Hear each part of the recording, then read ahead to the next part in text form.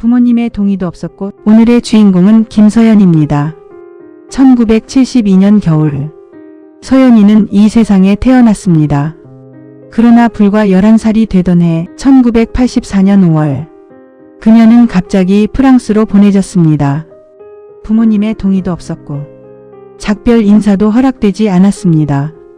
그녀의 인생은 그렇게 낯선 길로 꺾여버렸습니다. 서연이는 초등학교 4학년이었습니다. 가정 형편이 어려워지자 어머니는 아이들을 보육원에 잠시 맡겼습니다. 조금만 기다려 상황이 나아지면 데리러 올게. 그 약속을 믿었죠.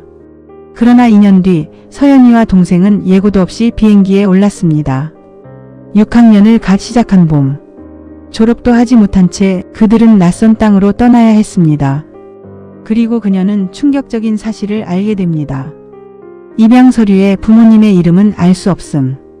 존재하지 않는 이름으로 그녀는 고아가 되어 있었습니다. 임양 직전에 만들어진 가짜 고아 호적. 거짓 문서 한 장이 아이의 운명을 송두리째 바꿔버렸습니다.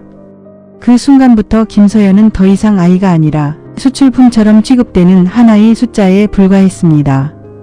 프랑스 남부의 작은 마을. 그곳에서 동양인은 서연이와 동생뿐이었습니다. 학교에 가면 아이들은 물었습니다. 너 어디서 왔어? 하지만 서연이는 대답할 수 없었습니다. 한국은 이름뿐인 나라였으니까요. 밤마다 작은 수첩에 엄마 아빠라고 적곤 했습니다. 그러나 그 글씨는 언제나 눈물에 번져 사라졌습니다. 어린 서연이는 그렇게 뿌리 없는 나무처럼 흔들리며 자라야 했습니다. 시간은 흘러 성인이 된 서연이. 그녀는 마침내 서류를 직접 확인했습니다. 그리고 알았습니다. 부모님의 서명은 위조였습니다. 낯선 이가 흉내낸 글씨, 조잡하게 찍힌 도장. 부모님이 살아계셨음에도 서연이는 고아로 둔갑되어 있었습니다. 그 순간 그녀는 무너졌습니다. 자신의 인생이 거짓 위에 세워져 있었다는 사실 앞에서. 오랫동안 서연이는 상처를 묻고 살았습니다. 하지만 결국 침묵을 끝내기로 했습니다.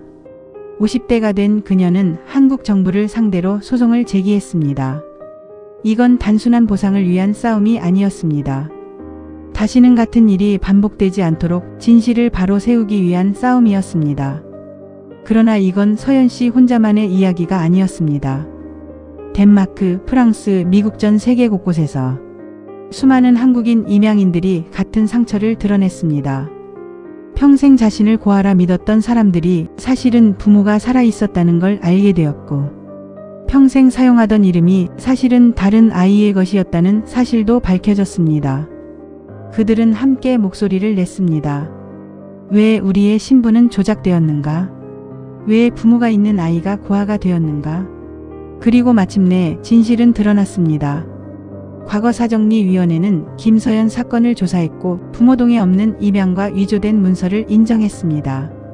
그녀의 아픔은 개인의 고통이 아니었습니다. 이제는 국가가 기록하고 책임져야 할 역사적 진실이 되었습니다. 지워졌던 이름은 다시 빛을 찾았고 상처 위에는 진실이라는 이름이 새겨졌습니다. 서연 씨는 이렇게 말했습니다. 저는 단지 제 이야기를 넘어 다시는 이런 일이 반복되지 않길 바랍니다. 그녀의 목소리는 한 사람의 절규가 아니라 수많은 입양인의 상처를 대변하는 선언이었습니다.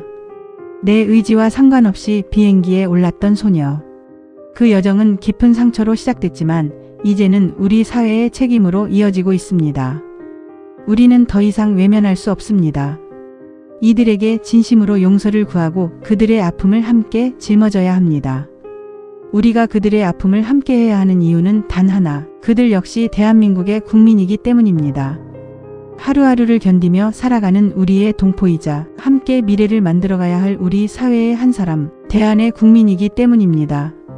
이제는 상처를 넘어 치유와 정의로 나아가야 합니다.